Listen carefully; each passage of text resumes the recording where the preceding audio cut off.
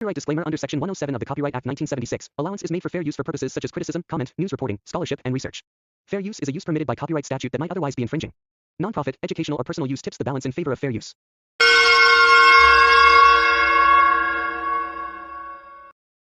Smoking causes cancer. Smoking kills. Liquor drinking is injurious to health. Smoking causes cancer. Smoking kills. Liquor drinking is injurious to health. 19 শতকের গোড়ার দিকের কথা। বাংলাদেশে তখন একটা অরাজকতার যুগ। বিদেশি বেনের দল বাংলাদেশের রাজকাজে জুড়ে বসেছে। তারা পয়সা রোজগার করতেই এসেছে। চুরি, জুয়াচুরি, শঠতার মাধ্যমে তারা যতটা পারে লুটে নিচ্ছে। সেজন্য জুলুম, দাঙ্গা, ঘর জ্বালানো কিছুই তারা বাকি রাখছে না। এইসব অনাচারের জন্য কোনো সংকোচ বা চক্ষুলজ্জার বালাই সাহেবদের ছিল না। আইন তাদের তৈরি, পুলিশ তাদের অধীন, কাজেই সংকোচের কথা ওঠেই না। আর অর্ধসভ্য কালো ভারতীয়দের সুসভ্য করার মহান দায়িত্ব তারা গ্রহণ করেছে, কাজেই চক্ষুলজ্জা কিসের? বাংলাদেশের মানুষকে সভ্য করে তোলার তখন সবচেয়ে ভালো মাধ্যম ছিল গ্রামে নীলের আবাদ করা। চাষিদের উপর জুলুম করে তাদের ধান জমিতে নীলের চাষ করতে বাধ্য করা এবং তারপর সেই নীল বিদেশের বাজারে বিক্রি করে চাষিদের পাওনা না দিয়ে সব টাকাটাই ঘরে তোলা। আইনত এর কোনো প্রতিকার না থাকায় বাংলার চাষিরা ক্রমে ক্রমে উচ্ছন্নে যাচ্ছিল। কিন্তু সব চাষিই নিরীহ নয়, কেউ কেউ দুরন্ত প্রকৃতির ছিল। তারা নির্বিবাদে এই অনাচার সহ্য করেনি, তারা প্রতিকারের জন্য রুখে দাঁড়িয়েছিল। তাদের লাঠির সামনে অনেক অত্যাচারী নীলকর সাহেব ঢিঠ হয়েছিল, কিন্তু বাইরে রটিয়েছিল এরা ডাকাত, মানুষকে শান্তিতে বাস করতে দিতে চায় না। দেশের গরিব দুঃখীরা কিন্তু এই ডাকাতদের কাছ থেকেই নানাভাবে সাহায্য পেত এবং মনে প্রাণে তাদের আশীর্বাদ করত। সপ্তগ্রাম অঞ্চলে রঘুনাথ আচার্যি ছিল এমনি এক ডাকাত। আচার্যি বাড়ির ছেলে, বাপের টোলে সংস্কৃত কাব্যপাঠ শেষ করেছিল, তারপর শুরু করেছিল বেদান্ত পড়তে। কিন্তু ইতিমধ্যে লাঠি খেলা, বল্লম ছোড়া আর তাসের আড্ডাতেই তার বেশি আসক্তি দেখা দিল। ফলে পড়াশোনা আর তেমনভাবে এগোলো না। যখন তখন যাকে তাকে লাঠি খেলায় চ্যালেঞ্জ করে বসে। তাসের আড্ডায় জমলে রাত দুপুর হয়ে যায় বাড়ি ফিরতে। পিতা রাম আচার্য একদিন বললেন, এমনভাবে চললে তুই যজমানের ঘরগুলো বজায় রাখবি কেমন করে? ভালো পণ্ডিত না হলে লোকে ডাকবে কেন? রঘু বলল, ও ঠাকুরের পুজো করে তোমার মতো দক্ষিণে না নিলে দেখবে সবাই আমাকেই ডাকছে। দক্ষিণ না নিলে খাবি কি? কেন, আমাদের ধান জমিগুলো তো রয়েছে, বাগান রয়েছে। তেল নুন কিনবি কোত্থেকে? ধান বেচে, কাপড় বেচে। কাপড় বেচবি?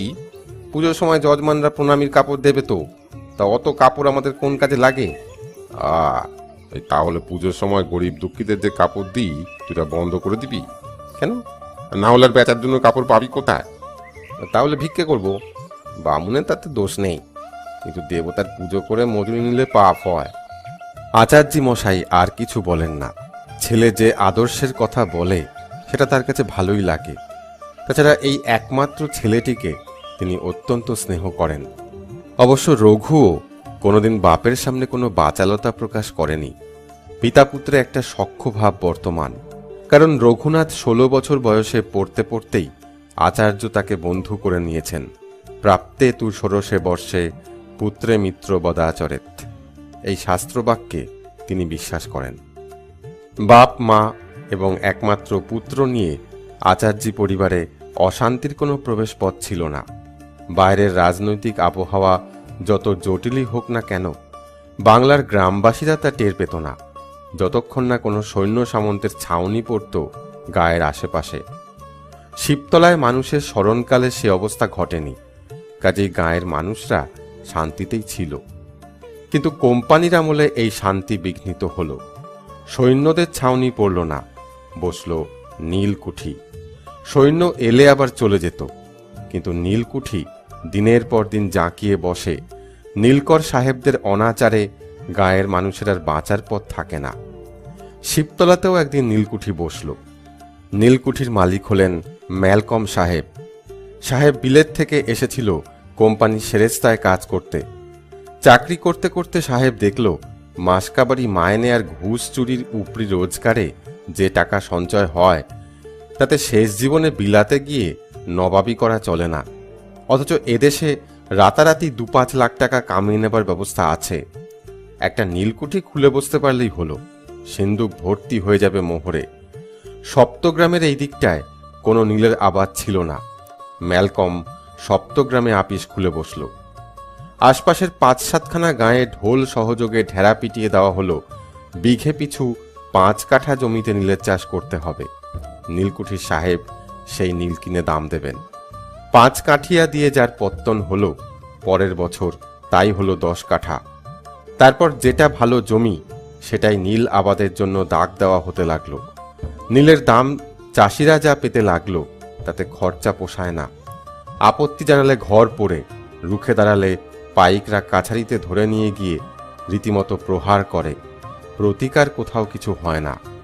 হাকিম সাহেব নীলকর সাহেবের বিরুদ্ধে কোনো কথাই তিনি আমল দেন না। আইন কানুনও সাহেবদের পক্ষে, আর দারোগা ও পুলিশ তো হাকিমের হুকুমের চাকর। গ্রামে গ্রামে চাষি মহলে হাহাকার পড়ে যায়। শিবতলা গ্রামেও হাহাকার ওঠে। তা উঠুক, ম্যালকম জানে যে এই হাহাকার না থাকলে তার টাকার অঙ্ক ফেঁপে উঠবে না। ম্যালকমের মুচ্ছুদ্দি গজেন ঘোষও সে কথা জানে। রামপদ আচার্যির টোলে কিছুদিন গজেন পড়াশোনা করেছিল, তাই আচার্যদের উপর জুলুম করতে গোড়ার দিকে তার একটু চক্ষুলজ্জা হয়েছিল। কিন্তু 2-3 বছরে জুলুম করার অভ্যাসটা যখন বেশ রপ্ত হয়ে গেল, তখন আর চক্ষুলজ্জা রইল না। একদিন সোজাসুজি গজেন আচার্য মশাইকে বলল, আপনার পুকুর পাড়ের জমিটা এবার নীলের আবাদ করতে হবে। আচার্য বললেন, ওটা তো আমাদের ব্রহ্মোত্তর জমি, ওখান থেকে আমাদের সারা বছরের খোরাক হয় বাবা, ও জমিতে নীল চষতে পারবো না। কিন্তু সাহেব বলছিলেন। তো তুমি সাহেবকে একটু বুঝিয়ে বলো না। বুঝিয়েছি, সাহেব তো শোনে না। না শুনলে উপায় নেই বাবা, ও জমি ছাড়তে পারবো না। এই জমির আবাদ নিয়েই শেষ অবধি শুরু হলো রোখারুখি। বর্ষা শুরু হতেই আচার্যি যথারীতি তার জমিতে বাসমতি ধান রুইতে শুরু করলেন। গজেন দেখে শুনে বলল, এই গে কাজটা ভালো করলেন না, সাহেব শুনলে রাগ করবে। তা করবে, আমার অন্নের সংস্থান তো আগে, ঘরে অন্ন না থাকলে সাহেব তো আমাকে খাওয়াতে আসবেন না। গজেন অবশ্য সে কথার কোনো জবাব দেয়নি। দিব্যি মাসখানেক কেটে গেল। তারপর একদিন সাহেব বন্দুক কাঁধে নিয়ে জনাচারেক সরকিওলা পাইক আর গজেনকে সঙ্গে নিয়ে সারা গ্রাম তদারক করে গেল। পরদিন সকালেই 2জন পাইক এসে রাম আচার্যিকে ডেকে নিয়ে গেল সপ্তগ্রামে সাহেবের সদর কাছারিতে রাম আচার্যিকে কতটা নির্যাতন করা হলো তা নীলকুঠির 3-4 জন পাইক ছাড়া আর কেউ জানল না। মার খেয়ে আচার্যি মশায়ের সংজ্ঞা লোপ পেল। পাইকরা তখন তাকে পথের ধারে এক গাছতলায় ফেলে রেখে দিয়ে চলে গেল। বিকেলের দিকে হরিয়া সদর থেকে গাড়ি নিয়ে ফিরছিল। আচার্যি মশাইকে ওই অবস্থায় পড়ে থাকতে দেখে সে তার গরুর গাড়িতে তুলে নিয়ে তাকে বাড়ি পৌঁছে দিয়ে গেল। অচেতন আচার্যি মশাইকে এতটা পথ গরুর গাড়ির ঝাঁকানি খাইয়ে নিয়ে আসায় হয়তো অপকারী হলো বেশি, কিন্তু তিনি বাড়িতে পৌঁছে গেলেন। রঘু ঘুম থেকে উঠেই চলে গিয়েছিল এক অন্নপ্রাশনের নিমন্ত্রণে পাশের গায়ে। ফিরল সন্ধ্যাবেলা। বাড়ি এসে পিতার অবস্থা দেখে সে তো বিমূঢ় হয়ে পড়ল। পিতার কোনো জ্ঞান নেই। কবিরাজ মশাই দেখে গেছেন, মকরধ্বজ ও 2টো ওষুধের ব্যবস্থা করে গেছেন, কিন্তু অচেতন মানুষকে তো ওষুধ খাওয়ানো যায় না। হাঁ করিয়ে পিসিমা একটু একটু জিভে লাগিয়ে দিচ্ছেন, কিন্তু তাতে অবস্থার কোনো সুরাহা হচ্ছে বলে মনে হয় না। রঘু তখনই ছুটল কবিরাজ মশাইয়ের বাড়ি। কবিরাজ কাকা, বাবাকে কেমন দেখলেন? এই ভালো নয়। কি হয়েছে? মাথায় অথবা ঘাড়ে কোনো জোর আঘাত লেগেছে। নীলকুঠির কাছারিতে ডেকে নিয়ে গিয়ে সেখানে মেরে পথের উপর ফেলে দিয়ে গিয়েছিল। তা খুবই সম্ভব, তবে আঘাতের কোনো চিহ্ন তো দেখতে পেলাম না। মাথায় কোনো কাটা বা ফোলাও নেই। আর সন্দেহ হচ্ছে ঘাড়েই লেগেছে। কবিরাজ কাকা, বাবা সুস্থ হতে কদিন সময় লাগবে? জ্ঞান না ফিরে এলে কিছুই বলা যাচ্ছে না বাবা। কবিরাজ মশাইয়ের মুখের পানে তাকিয়ে রঘুর কেমন সন্দেহ হয়। জিজ্ঞাসা করে, বাবার জ্ঞান ফিরবে তো? সবই ভগবানের কৃপা বাবা, তার ইচ্ছা ছাড়া গাছের পাতাটি অব্দি নড়ে না। রঘু কবিরাজ মশাইয়ের মুখের পানে তাকিয়ে কয়েক মুহূর্ত চুপ করে দাঁড়িয়ে রইল। তারপর আপন মনেই বলে উঠল, তাহলে বাবা বাঁচবে না? না না, হয়তো বাঁচবেন, তবে চিরদিনের মতন পঙ্গু হয়ে যাবেন। চলাফেরার শক্তি আর থাকবে না বাবা। ভগবানকে ডাকো, তারই কৃপা প্রার্থনা করো। সারা জীবন পুজো আনি করে তো এই হলো কবিরাজ কাকা, আর ভগবান। রঘু ছিটকে বেরিয়ে এলো কবিরাজ মশাইয়ের বাড়ি থেকে। রঘুনাথ কিন্তু বরাবর সোজা বাড়ি গেল না, গঙ্গার ধার দিয়ে ঘুরে গেল কালীতলায়। কালী মন্দিরের কাছেই ঘোষেদের বাড়ি। বাড়ির সামনের বারান্দায় বসে গজেন ঘোষ তামাক খাচ্ছিল। রঘু তার সামনে গিয়ে বলল, একটা কথা বলতে এলাম মুচ্ছুদ্দি বাবু। গজেন ভারী কি চালে বলল, কে রঘু? আমার বাবাকে কুঠি বাড়িতে ডেকে নিয়ে গিয়ে মেরে অজ্ঞান করে রাস্তায় ফেলে দিয়ে যাওয়া হয়েছিল। হরিয়া গারোয়ান তাকে বাড়িতে পৌঁছে দিয়েছে। বাবার এখনো জ্ঞান হয়নি। বাবার যদি ভালো মন্দ কিছু হয় তাহলে আমি কিন্তু তোমাকে সহজে ছাড়বো না। এ তুই কি বলছিস রঘু? কুঠি বাড়ির কোন লোক আচার্য মশাইয়ের গায়ে হাত তুলতে সাহস করবে? মনে রাখবে, আমার লাঠির সামনে দাঁড়াতে পারে এমন লেঠেলে তল্লাটে একজনও নেই। তোমার অনেক অন্যায় আমরা সয়েছি, এবার তোমার এই ঘর জ্বলবে, গঙ্গায় লাশ ভাসবে, আর রেহাই নেই। রঘু আর সেখানে দাঁড়ালো না, যেমন ভাবে এসেছিল তেমনি ভাবেই বেরিয়ে গেল। গজেন ডাকলো, মতি। এক কালো সন্ডা মার্কা জোয়ান এগিয়ে এলো। শুনলি তো কি বলে গেল? সব কথায় আমরা ভয় করি নে হুজুর, এই রাতে একটু সজাগ থাকিস। আমাদের কিছু বলতে হবে না হুজুর, আমরা ঠিক আছি। দুদিন অচেতন থেকে তৃতীয় দিন সন্ধ্যায় আচার্য মশাই মারা গেলেন। রঘুনাথের আপনার জন বলতে ওই বাবা আর বিধবা পিসিমা। পিসিমা কান্নাকাটি করলেন, কিন্তু রঘুনাথের চোখে জল নেই। সে গুম হয়ে বসে রইল। পরে পাড়ার ছেলেরা তাকে ডেকে নিয়ে গেল শ্মশানে। পল্লী অঞ্চলে সপ্তাহ করতে সময় লাগে, গাছ কেটে কাঠের জোগাড় করতে হয়। পিতার অন্ত্যেষ্টি শেষ করে রঘুর ফিরতে ফিরতে পরদিন সকাল হয়ে গেল। গজেন ফতুয়ার ওপর চাদর কাঁধে ফেলে ঘাটে যাচ্ছিল, নৌকো করে সদরে যাবে। পথে রঘুর সঙ্গে দেখা। রঘু রক্তচক্ষু তুলে তাকালো গজেনের মুখের পানে, বলল, মুচ্ছুদ্দি, বাবাকে শেষ করে ঘাট থেকে ফিরছি, এবার তোমার পালাও শেষ করব। এই গাঁয়ের বাস তোমায় তুলতে হবে, আর তার সঙ্গে নীলের চাষও ওঠাবো, খেয়াল রেখো। গজেন কি যেন বলতে যাচ্ছিল, কিন্তু রঘুর মুখের পানে তাকিয়ে কিছু বলতে আর সাহস পেল না। চিন্তিত মুখে গজেন ঘাটে এসে নৌকায় উঠল। কাল রাতে ম্যালকম সাহেব মদ খায়নি। সাহেবের শখ হয়েছিল সিদ্ধির শরবত খাবার। খানসামা শরবত তৈরি করে দিয়েছিল। রাতে মদ খেলে সকালে মাথাটা ধরে থাকে। সিদ্ধির শরবতে তা হয়নি। আজ সকালে সাহেবের মেজাজ ছিল ভালো। ঘুম থেকে উঠে প্রাতরাশ সারছিল, এমন সময় গজেন এসে রঘুর কথা বলল। ম্যালকম বলল, ডোন্ট মাইন্ড, আমি এখনই দারোগাকে বলে ওকে ফাটকে আটক করছি। আজ ওতে 2-4 ঘা খেলে সব ঠিক হয়ে যাবে। গজেন ভয় পেয়ে গেল, বলল, এই গিয়ে হুজুর, ওই তাতে আরো খারাপ হতে পারে। গায়ের ছেলে ছোকরা দল ওকে খুব মানে। ড্যাম ইট, অত ভয় করলে তুমি ম্যানেজারি করতে পারবে না। হরম জটাগুলোকে প্রশ্রয় দিলে ওরা তোমাকে পেয়ে বসবে। নিগারগুলোকে মাথায় উঠতে দেবে না। সাহেব যাদেরকে নিগার বলছে, গজেন যে তাদেরই একজন, সাহেবের সে খেয়াল থাকে না। গজেনের অবশ্য এসব কথা শোনার অভ্যাস আছে।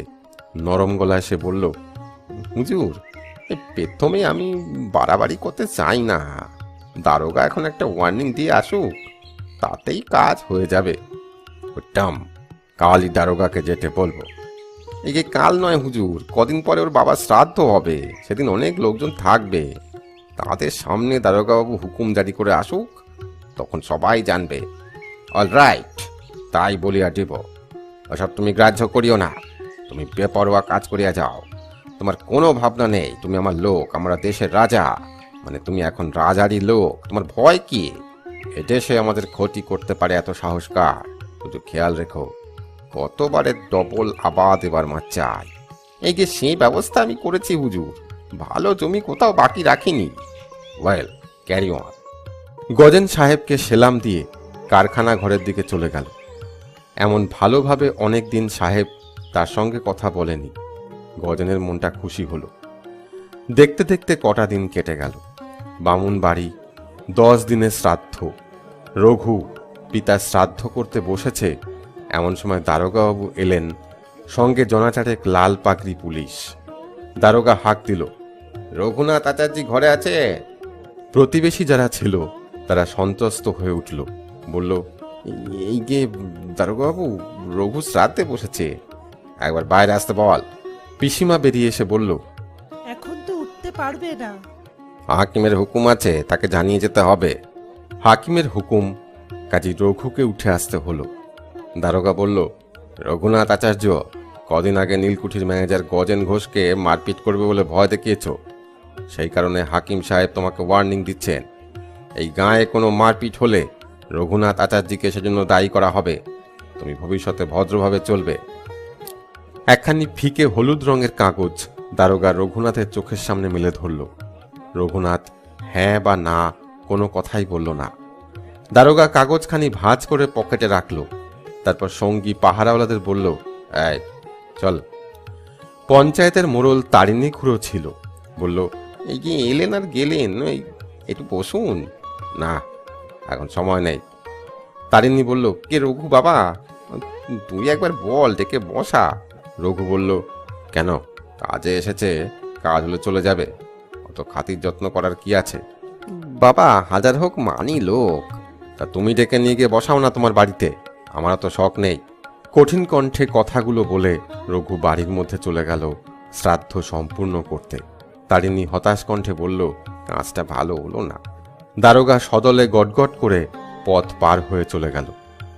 সন্ধেবেলা গঙ্গায় পিণ্ড ভাসিয়ে রঘুনাথ যখন ঘাটে উঠছে, তখন গজেনের নৌকো এসে লাগলো ঘাটে। গজেন নৌকো থেকে নামতেই রঘু মুখোমুখি গিয়ে দাঁড়ালো। বলল, আজ বাবার শ্রাদ্ধ করলাম, এবার নীলকরের শ্রাদ্ধ করব। তোমরা অনেকের ঘর পুড়িয়েছ, অনেককে মারধর করেছ, সেই সব ঋণ জমেছে, আমি সব কড়ায় গন্ডায় শোধ করে দেব, আর তোমাদের ভাবতে হবে না। গজেন তো মুখে কোনো কথা জোগালো না। রঘু চলে গেল। গজেন এবার পিছন পানে তাকালো। পিছনে সরকিধারী মতিয়াকে দেখে বলল, মতিয়া, শুনলি তো? নিশি হুজুর, ওসব ফাঁকা কথা আমি ডরাই না। ছোড়াটা বড্ড একরোখা যে, হোক না, কি করতে পারে করুক না, লাঠি ধরতে ওস্তাদ। হ্যাঁ, ওরকম কত ওস্তাদ দেখলাম, আমাদের কাছে ওস্তাদি দেখাতে না পিটিয়ে হাত পা ভেঙে দেব, আপনি মোটে ঘাবড়াবেন না। গজেন কিন্তু অত সহজে নিশ্চিন্ত হতে পারল না। 3 বছর নীলকুঠির মুচ্ছুদ্দিগিরি করে সে জানে, একজন লোকও যদি তাকে থাকে তাহলে সে অনেক অনিষ্ট করতে পারে। এই 3 বছরে একা মতিয়াকে দিয়েই তো সে কতজনের ঘরে আগুন লাগিয়েছে। রঘু যদি সত্যি কিছু করার মতলব করে, তাহলে ক্ষতি সে করবেই। পরে হাঁক ডাক করে সে ক্ষতিপূরণ হবে না। চিন্তিত মুখে গজেন বলল, আচার্যকে অমনভাবে মারধর করাটা তোদের ঠিক হয়নি, মানুষটা একবারে মরে গেল। এই হুজুর, আমরা তো কিছু করিনি, ওই কুঠি বাড়ির বুনোগুলো করেছে। বুধুয়া আচার্যের গায়ে হাত তুলেছিল, আচার্য ভগবান ডেকে সাপ সাপান্ত করে, বুধুয়া তখন তাকে ধাক্কা দিয়ে ফেলে দেয়, একটা বাঁশের খুঁটি লেগে বুড়ো বেটা অজ্ঞান হয়ে যায়। 2 ঘন্টাতেও জ্ঞান হলো না দেখে বুধুয়া তখন পথের ধারে শুইয়ে দিয়ে আসে। বিশেষ মারধর কিছু হয়নি। তা হোক, একটা ব্রহ্ম হত্যা হয়ে গেল, সে যা হলো বুধুয়ার হলো, আপনার কি? তোরা বুঝবি না, এই ছেলেরা তো আমার ওপর চোট করবে, ছাই করবে, তাহলে আমরা আছি কেনে? পিঠেতে তাহলে গু চড়াবো, সে তো পরের কথা, গোড়ার চোট তো আমাকেই সামলাতে হবে। কিচ্ছু হবে না হুজুর, আপনি কিচ্ছু ভাববেন না। কিন্তু ভাববেন না বললেই ভাবনা ফুরায় না। গজেন ভাবতে থাকে। 4 জন পাইক রাতে শুয়ে থাকে গজেনের বারান্দায়। রাতে শুতে যাবার আগে গজেন তাদেরকে বলে, একটু সজাগ থাকিস রে মতিয়া, ছোড়াটাকে বিশ্বাস নেই, কোন ফাঁকে হয়তো ঘরে আগুন দিয়ে যাবে। হ্যাঁ হুজুর, ও ভাবনা মন থেকে একদম তাইরে দিন বলে মতিয়া খৈনি টিপতে শুরু করে। গজেন বাড়ির ভিতর শুতে চলে যায়। মতিয়া সঙ্গীদের সঙ্গে খানিক বকবক করে। রাত গভীর হয়, কোনো এক সময় কথা ফুরিয়ে যায়, তাদের নাক ডাকতে শুরু করে। এক ঘুমেই রাত কেটে যাবার কথা, কিন্তু তা হয় না। শেষ রাতে গোয়াল ঘরে গরুর দাপাদাপিতে ঘুম ভেঙে যায়। মতিয়া চোখ মেলেই লাফিয়ে ওঠে। চারিদিক আলো করে গোয়াল ঘরের চালা জ্বলছে। চিৎকার করে ওঠে, ওরে ওঠ ওঠ, এই আগুন লেগেছে। সবাই ছুটে যায় গোয়ালের দিকে, গরু দুটোকে বের করে আনে। ইতিমধ্যে বাড়ির পিছন দিকে দরজা জানলাতেও আগুন দেখা দেয়। মতিয়া ছুটল সেই দিকে, দেখে একটা লোক মশাল হাতে নিয়ে এগিয়ে যাচ্ছে। হবে রে বেটা বলে মতিয়া ছুটে তাকে ধরতে গেল।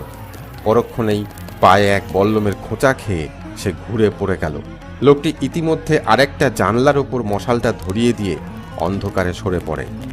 দেখতে দেখতে সারা বাড়িটায় আগুন লেগে গেল। শোরগোলে পাড়া পড়শি ছুটে এলো। ছেলের দল বালতি ও কলসি নিয়ে এলো। পুকুর থেকে জল তুলে আগুন নেভাতে হবে। এমন সময় দূর থেকে রঘুর গলা শোনা গেল, কেউ জল ঢালিস নে, অনেকের ভিটেতে আগুন দিয়েছে, নিজের ভিটে এবার পুরুক, গায়ের আপদ দূর হোক, ওই গজা বেটাকে আগুনে ফেলে দে, মূল শুদ্ধ যাক। চোখের ওপর ঘোষেদের বাস্তু উঠতে লাগলো। মতিয়া ও তার সঙ্গীরা যতটা পারল বাক্স প্যাটেরাগুলো বাইরে বের করে আনলো, কিন্তু অনেক কিছুই রক্ষা করতে পারল না। গজেনের স্ত্রী ছেলে মেয়েদের নিয়ে গাছতলায় এসে হায় হায় করে উঠল। হায় হায়, আমাদের সব গেল। দুপুরের দিকে বাক্স প্যাটরা নিয়ে ছেলে মেয়েদের হাত ধরে গজেন নৌকোয় উঠল। হুগলিতে তার শ্বশুর বাড়ি, ওইখানেই যাবে। যাবার সময় মতিয়াকে বলে গেল, আবার এখানে ঘর তুলতে হবে, তোরা ঘরামিদের একবার খবর দিস। রঘু এই কথা শুনে বলেছিল, আবার ঘর তুললে সে ঘরও পুড়বে, শিবতলাতে গজা ঘোষের আর স্থান হবে না। নৌকো চলে গেল। ছেলে ছোকরা যারা ছিল তারা বললে, একটা আপদ বিদায় হলো, রঘুদা একদিনে একটা কাজের মতো কাজ করেছে। প্রবীণরা বলল, কাজটা কিন্তু ভালো হলো না। রঘুনাথ কোনো কথারই জবাব দিল না, বাড়ি চলে গেল। সন্ধেবেলা হাকিম এসেছিল নীলকুঠিতে মদ খেতে। গজেন সেই সময় এসে পড়ল। কাঁদো কাঁদো গলায় বলল, এই গে হুজুর, আজ আমি ছেলেমেয়ের হাত ধরে গাছতলায় বসেছি। হাকিম সব শুনে তখনই দারোগাকে তলব করলেন। বললেন, শিবতলার রঘু আচার্যকে আজ রাতেই গ্রেপ্তার করবে, কাল সকালে তাকে হাজির করবে আমার সামনে। ফৌজ নিয়ে দারোগা বাবুকে সেই রাতেই বেরোতে হলো। শেষ রাতে শিবতলায় এসে রঘুনাথের বাড়িতে তারা হানা দিল। এমন একটা কিছু ঘটতে পারে আন্দাজ করে রঘুনাথ রাতে শিব মন্দিরের নাট বারান্দায় শুয়েছিল। পুলিশ ফৌজের পদশব্দে তার ঘুম ভেঙে গেল। আড়াল থেকে তাদের গতিবিধি দেখেই সে সরে পড়ল। ভোরবেলা দারোগা এসে আচার্যি বাড়িতে হাঁক ডাক শুরু করল। বুড়ি পিসিমার উপর অনেক হম্বিতম্বি করল। বাড়ির ঘর কখানা ঘুরে দেখল, কিন্তু রঘুর কোনো পাত্তা পাওয়া গেল না। পরদিন শিবতলা গায়ে ঢোল সহযোগে পুলিশের লোক ঢেরা পিটিয়ে গেল। রঘু আচার্যির নামে হুলিয়া আছে, যে তাকে ধরিয়ে দেবে সে 50 টাকা পুরস্কার পাবে। এই টাকাটা সরকারি টাকা নয়, নীলকুঠির ম্যালকম সাহেব এই পুরস্কার ঘোষণা করেছিল।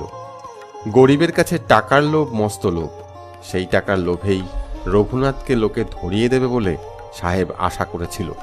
তাছাড়া রঘুনাথের মতো মানুষকে অঙ্কুরেই বিনাশ না করলে এই অঞ্চলে তিনি জুলুম করে নীলের চাষ করবেনই বা কি করে। কিন্তু টাকার লোভ দেখিয়েও কোনো কাজ হলো না। রঘুর কোনো খবর থানায় এসে কেউ জানায় না। সাহেব বলে, বেটা এই অঞ্চল ছেড়ে পালিয়েছে। সাহেবের কথাটা গজনের মনে লাগে। আবার সে যথারীতি শিবতলায় জোর জুলুম চালাতে শুরু করেছে। বাস্তু জমির পোড়া ইটকাঠগুলো সাফ করেছে, এবার দুখানা ঘর করে চলে আসবে। তবে আর কটা দিন যাক। গজেন এ অঞ্চলে প্রতিদিনই আসে। অনেক টাকা নীলের ব্যাপারে দাদন দেওয়া আছে, সেই সব জমির আবাদের ওপর নজর রাখতে হয়, এজন্য ঘোরাফেরা করতে হয়। তা সে যত কাজই থাক, গজেন বিকালের দিকে চলে যায়। সেদিন ফেরার মুখে সহসা কালবৈশাখী শুরু হলো। সারা আকাশ অন্ধকার করে প্রচণ্ড বর্ষণ, বজ্রপাত হচ্ছে। এই বাজ পড়াকে গজেন বড় ভয় পায়। গজেন পথের পাশে বিধু মোড়লের দাওয়ায় আশ্রয় নিল। মোড়ল তাড়াতাড়ি একখানা চাঁটাই পেতে দিয়ে বলল, এগে বসুন কর্তা। গজেন বসল। সেই বৃষ্টি থামতে সন্ধ্যা হয়ে গেল। মোড়লের বাড়ি থেকে গজেন যখন পথে নামল তখন পথঘাট অন্ধকার। বিধু বলল, কর্তা, একটা আলো সঙ্গে নিয়ে যাব? না না, দরকার নেই, মতিয়া আছে, ও ঠিক চলে যাব। অন্ধকারেই যতটা সম্ভব পথের খানাখন্দ সামলে গজেন অগ্রসর হলো। মতিয়া চলল আগে আগে। পথের মোড় ফিরে তেঁতুলতলা পার হয়েছে, সহসা 4-5 জন লোক লাফিয়ে পড়ল তাদের সামনে। খপ করে দুজনের বুকের ওপর দুটো সরকি তুলে ধরল, হাঁক দিল, হোশিয়ার। গজেন ও মতিয়া থমকে দাঁড়িয়ে পড়ল। দুটো লোক মতিয়ার হাত থেকে সরকি কেড়ে নিলে, তারপর মাথার পাগড়িটা খুলে নিয়ে তাকে বেঁধে ফেলল তেঁতুল গাছটার সঙ্গে। তারপর গজেনের হাত ধরে একজন বলল, সমুচ্ছু দে। গজেন সভয়ে বলল, কোথায়? তোমার ভিটে। সেখানে কি? সেখানে তোমাকে কবর দেব। ও বাগো। গজেন কাঁপতে শুরু করলো। তোমার জন্য এখানকার মানুষ অনেক দুঃখ পেয়েছে, তাই আজ তোমাকে শেষ করব। এই না না, আমার ছেড়ে দাও।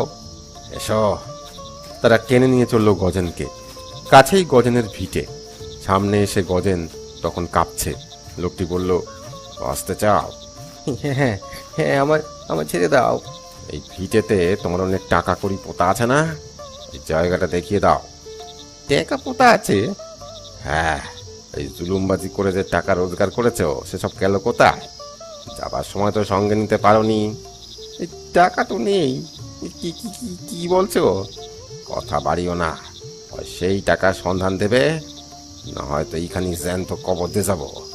আমি রঘুনাথ, এখন আর আচার্যি নই। আমি তোমাকে সহজে ছাড়বো না। মরবার ভয় থাকে তো শিগগির বলে ফেলো। গজেন চুপ করে রইল। কি হলো? রঘু এক ঝাঁকানি দিল গজেনের হাতে। লাগে তো। বল। গজেন নিরুপায়, তবু বলল, এই অন্ধকারের মধ্যে আমি কি করে দেখাবো? তবে রে। রঘু এক রদ্দা বসিয়ে দিল গজেনের ঘাড়ে। এই মেরো না, দেখাচ্ছি বলে গজেন খানিকটা গিয়ে একটা জায়গা দেখিয়ে দিল। ঠিক জায়গা? এই খাওয়ার কথা তো পাচ্ছি নে। এই রান্নাঘরের উনুনটা তো এখানেই ছিল, সেই উনুনের নিচেই। ঠিক আছে, যদি না পাই তো এই গর্তেই তোকে কবর দেব। পিছনে আর 2 জন লোক দাঁড়িয়েছিল। রঘু বলল, এই তোরা এখানে কর। দুজনের হাতেই বল্লম ছিল।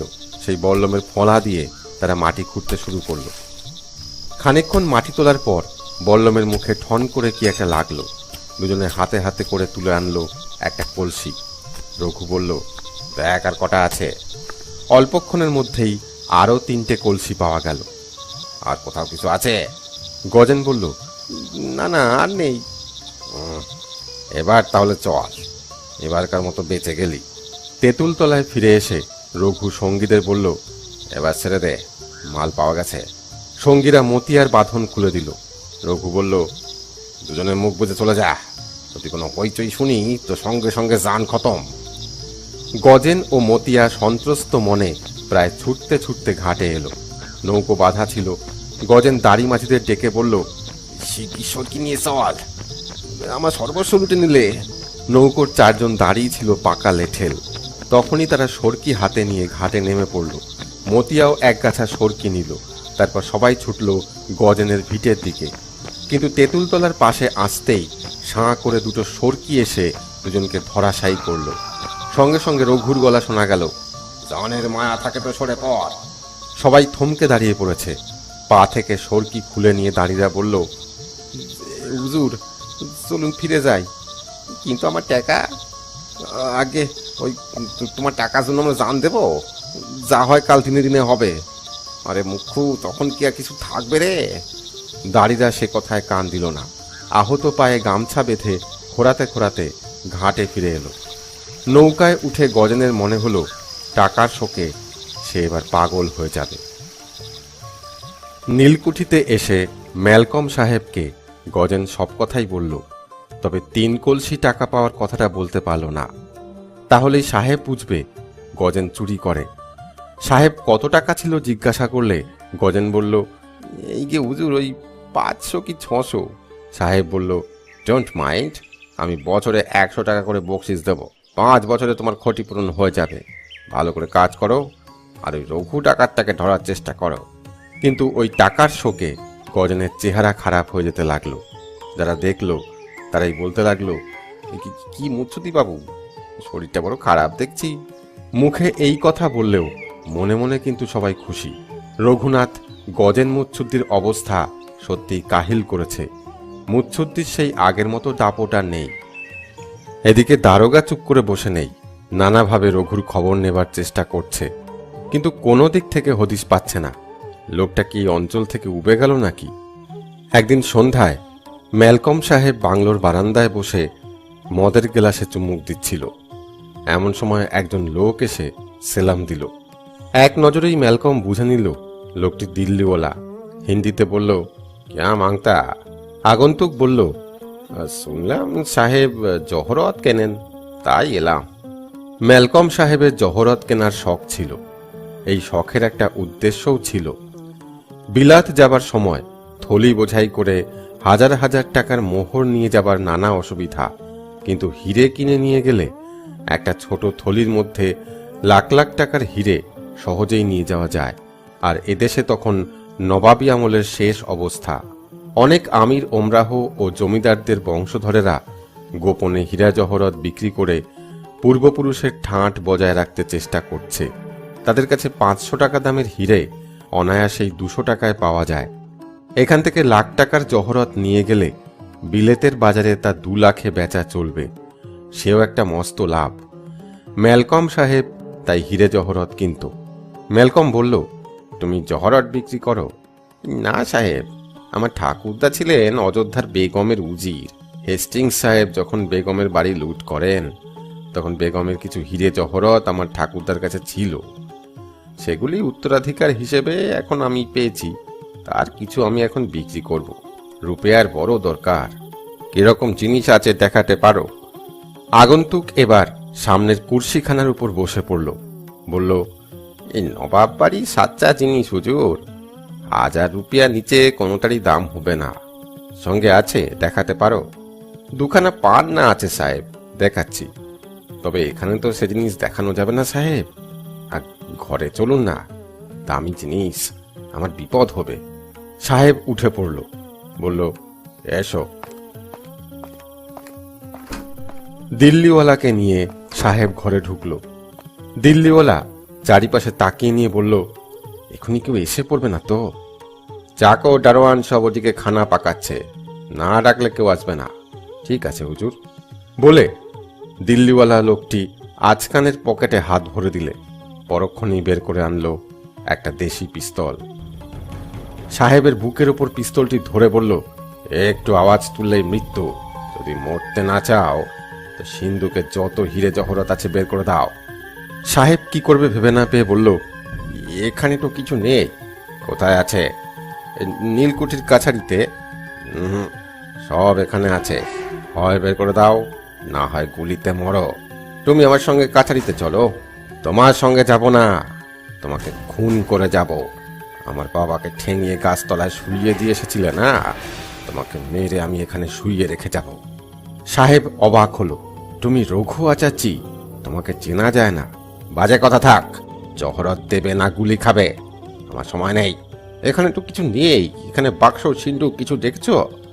ঘরে সত্যই কিছু ছিল না, শুধু এক পাশে একখানি খাট পাতা ছিল, তার উপর কয়েকটা বালিশ আর মোটা গদি। রঘু বলল, আমি জানি, ওই বালিশে জহরত সেলাই করা আছে, খুলে দাও। বালিশের মধ্যে প্রচন্ড এক থাপ্পড় পড়ল সাহেবের গালে। সাহেব আ করে উঠল। রঘুনাথ বলল, জলদি, না হলে এখনই গুলি করব। এদেশের কালো আদমি যে সাহেবের গায়ে হাত তুলবে, সাহেব তা কোনোদিনই ভাবেনি। বাহিরের পানে তাকিয়ে দেখল সাহায্য পাবার মতো কেউ নেই। তবু, ঠিক আছে, তৈরি হও, গুলি করব। রঘুর মুখের পানে তাকিয়ে সাহেব আর ভরসা পেল না, উঠে দাঁড়ালো। বিছানার উপর একটা তাকিয়া, সেটা ছিঁড়তেই তার ভিতর থেকে গোটা 25 হিরে বেরোলো। রঘুনাথ সেগুলি পকেটে ভরল। থাক, আজকের মতোই অনেক, পরে আবার আসবো বলে রঘু চট করে মাথার পাগড়িটা খুলে নিয়ে সাহেবের হাত দুখানা বেঁধে ফেলল। পাগড়ির একটা খুঁট ঠেসে দিল সাহেবের মুখে, তারপর পিস্তলটা পকেটে ভরে ঘর থেকে বেরিয়ে গেল।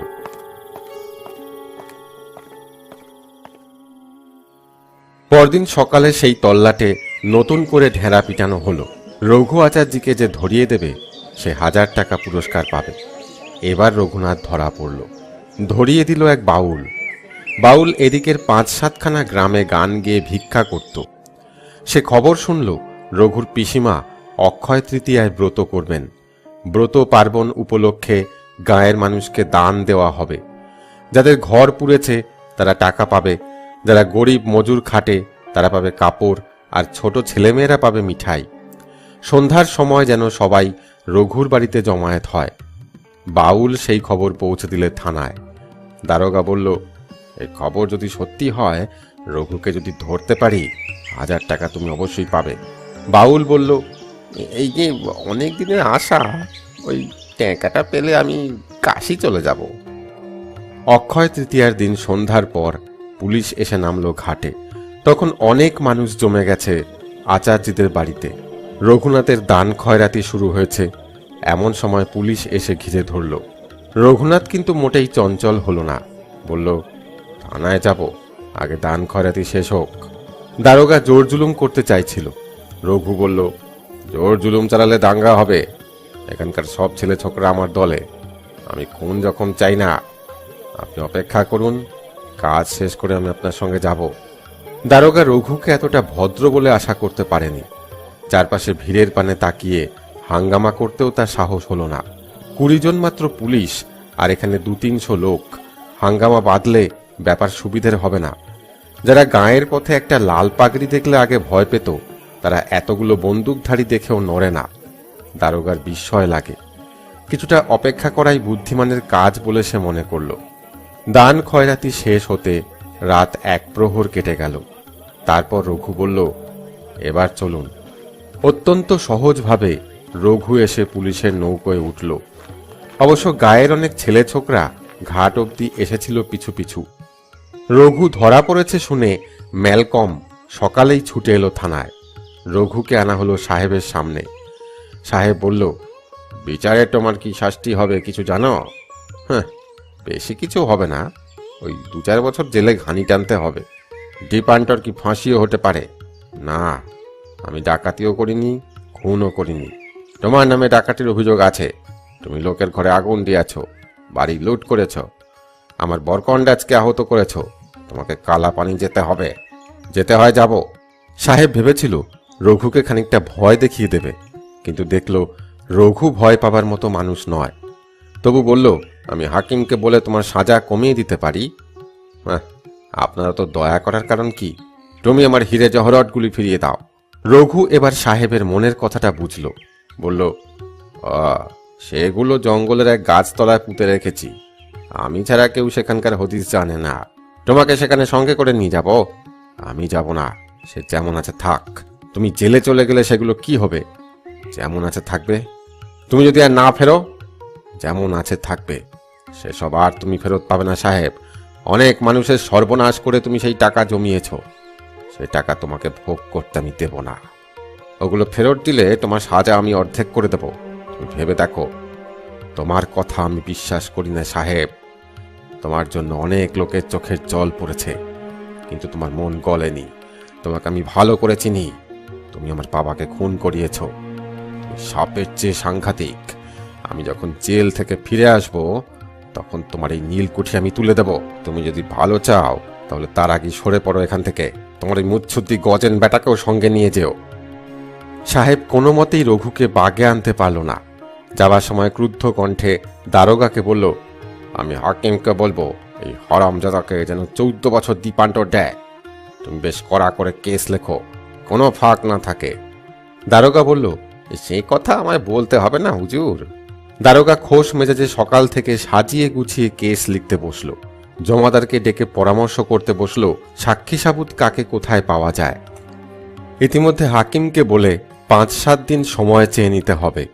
তার মধ্যে সব ঠিকঠাক করে রঘুটাকে একবার কালা পানি পার করে দিতে পারলে একটা প্রমোশন নির্ঘাত মিলে যাবে। ইতিমধ্যে বাউলের 1000 টাকা পুরস্কারের কিছুটা ভাগ তো নিতেই হবে, অন্তত 100 টাকা তো বটেই। দারোগা লেখে আর গোঁফে তাঁ দেয়, নিজের কৃতিত্বেই সে আত্মহারা। রঘু এই কদিন হাজতেই পড়ে আছে। প্রথম 2 দিন রঘু চুপচাপ ছিল। তৃতীয় দিনে সে শান্ত্রীকে জিজ্ঞাসা করল, আমার কি হবে বলো তো, জেল না দ্বীপান্তর? চুপ করে ঘরের বাইরে টুলটার উপর ঘন্টার পর ঘন্টা বসে থাকতে সিপাহীর ভালো লাগে না। তাই সে জবাব দেয়, এই দ্বীপান্তর হবে নয়তো ফাঁসি। আমি তো কোনো খুন করিনি, তা ফাঁসি হবে কেন? তাহলে দ্বীপান্তর। কতদিন থাকতে হবে সেখানে? 14 বছর তো বটেই। ও বাবা, তাহলে তো সেখান থেকে আর ফিরতে পারবো না। 14 বছর ঘানি টানতে টানতেই মরে যাব। শুধু ঘানি টানা নয়, ওই পাথর ভাঙতে দেয়, ওই গম পিসতে দেয়। 14 বছর একভাবে ওসব কাজ করা তো সহজ নয়। মরেই যাব। হাজার হাজার টাকার সব হিরে জহরত গাছতলাতেই থেকে গেল। সে টাকায় কত মানুষের বরাত ফিরে যেত। সেসব কোনো কাজই আর লাগলো না। তবে নীলকর সাহেব বেটা অনেক অত্যাচার করেছে, আর গজেন ঘোষটা মহাপাজি। ওই দুটোকে সর্বশান্ত করেছি, এইটাই যা লাভ। রক্ষী কিছু বলে না। খানিক চুপ করে থেকে রঘু আবার বলে, তোরা কত করে মাইনে পাস রে? এই 10 টাকা। 10 টাকা? আর আমার গাছতলায় হাজার হাজার টাকা। আয় রে। আবার চুপচাপ। খানিক পরে আবার রঘু প্রশ্ন করে, তোমার দেশ কোথায়? এই ছাপড়া জেলা, রঘুনাথপুর গ্রাম। আমার নামে গ্রাম? বাহ, তা গায়ে তোমার কে আছে? জমি জায়গা কত? গরু মোষ আছে? কথায় কথায় রঘু রক্ষীর সঙ্গে আলাপ জমিয়ে তোলে। তারপর এক সময় বলে, তোমরা তো গরিব মানুষ, তা আমি তোমাকে রাজা করে দিতে পারি। আমার যা আছে তোমার 7 পুরুষেও খেয়ে ফুরাবে না। কিন্তু সেসব মাটি চাপাই রয়ে গেল। ভেবেছিলাম গরিব মানুষকে কিছু দিয়ে যাব, তার হলো না। তা আমি তো কালাপানি চলে যাব, সব মাটি চাপাই রয়ে যাবে। কাউকে বলে গেলেও তো সে খুঁজে পাবে না। তো যাক, যা হবার তাই হবে। ভালো কাজ করা আমার বরাতে নেই, আমার অদৃষ্ট। রঘু চুপ করল। রক্ষীর মাথায় কিন্তু ভাবনা ঢুকে গেল। 10 টাকা মাইনের পাহারাওয়ালা লাখ টাকার স্বপ্ন দেখতে শুরু করলো। রাতে খাওয়া দাওয়ার পর রক্ষী আবার এলো। দরজার লোহার গড়াদের সামনে খাটিয়া পেতে বসল। এইখানেই রাতে শোয়া তার ডিউটি। খৈনি টিপে মুখে ফেলে দিয়ে বলল,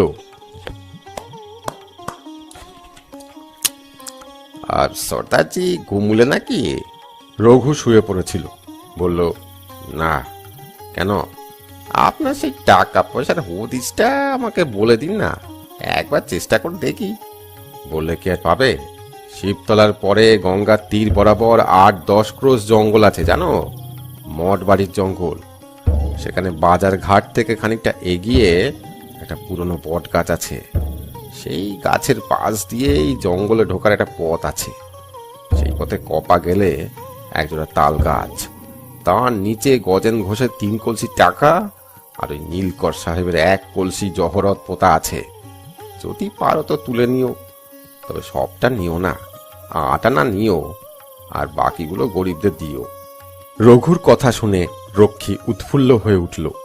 কিন্তু পরক্ষণেই আরেক কথা তার মনে হলো। মঠবাড়ির জঙ্গলের পাশ দিয়ে সে অনেকবার যাওয়া আসা করেছে। সেখানে তো অনেক বট গাছ, তাল গাছও কম নেই। তাহলে খুঁজে বের করবে কেমন করে? বলল, সর্দারজি, ওখানে তো অনেক বট গাছ আছে। তা তো থাকবেই। তাল গাছও তো বিস্তর, তা আছে। তাহলে কি করে হদিস করব? একটার পর একটা দেখবে, যতদিন না পাও। সে তো অনেক দিন লাগবে। তা তো লাগবেই। আর 2 মাস 6 মাস তো হবে। 2 মাস কেন, 2-4 বছরও হতে পারে। রক্ষী আবার ভাবতে শুরু করে। আবার কিছুক্ষণ পরে ধীরে ধীরে ডাকে, সর্দারজি। কি? আপনি সঙ্গে থাকলে তো বিলকুল সেই জায়গা দেখিয়ে দিতে পারেন না? হ্যাঁ, তা পারি, কিন্তু আমি সঙ্গে থাকবো কেমন করে? আমি তো ফাটকে আটক আছি না। সে আমি বন্দোবস্ত করব। আজ রাতে আপনি আমার সঙ্গে যেতে পারবেন? কেন পারবো না? আমি আপনাকে নিয়ে যাব, কিন্তু সর্দারজি কথা দিতে হবে, ওই টাকা আপনি আমাকে দেবেন, ফাঁকি দেবেন না। মরদ কা বাত হাতি কা দাঁত, সিপাহীজি। ঠিক আছে, আমি রাতে ঠিক সময় আপনাকে ডাকবো। পরদিন সকালে থানায় শোরগোল পড়ে গেল। হাজত ঘরের তালা খোলা, ঘর খালি, যে রক্ষী পাহারায় ছিল সেও নিখোঁজ। কথাটা লোকের মুখে মুখে ছড়িয়ে পড়ল। হাকিম দারোগাকে কতগুলো গালিগালাজ করে বললেন, যেভাবেই হোক রক্ষীকে ধরতে হবে, নাহলে তোমার চাকরি আমি খতম করব। অপদার্থ, গবেট, স্টুপিড। কিন্তু হাজত ঘর থেকে যে মানুষ কর্পূরের মতো উবে যায়, সাধারণের চোখে সে বড় সহজ মানুষ নয়। সবাইকার কাছে রঘু অলৌকিক শক্তিমান বলে মনে হয়। রঘু যেখানেই যায় সেখানেই রঘুকে দেখবার জন্য গায়ের মানুষ ভেঙে পড়ে। রঘু গায়ে গায়ে ঘুরে বেড়ায় ঝড়ের মতো। ছেলে ছোকরাদের ডেকে বলে, লাঠি ধর, নীলকরের অত্যাচার সইবি না, ওরা মারলে তোরাও মারবি। ওদের পুলিশ আর লেঠেল কজন? আমরাই তো সব। এবার রঘু দল গড়তে থাকে। 2 মাস পরে বর্ষা নামলো। গজেন বাড়ি বাড়ি ঘুরতে শুরু করলো নীলের আপাদের দাদন দিতে। কিন্তু সবার মুখেই এক কথা, নীল আমরা রুইব না। গজেন বলে, হাকিমের হুকুম, মানবি না? ছেলে ছোকরার দল বলে ওঠে, না না, মানি না। তখন নীলকরের লেঠেল আসে, গায়ের 2-10 জনকে ভয় দেখায়, মারধর করে। ছেলে ছোকরাদের সঙ্গে তখন ছোটখাটো দাঙ্গাও হয়। 2-10 জন জখম হয়। তারপর পুলিশ এসে কিছু লোককে ধরে নিয়ে যায়। রঘুনাথ এবার এক রাত্রে থানায় আগুন দেয়, নীলকুঠিও পুড়িয়ে দেয়। শিবতলা ও আশেপাশের গ্রামের খবর কাগজে বেরোতে শুরু করে।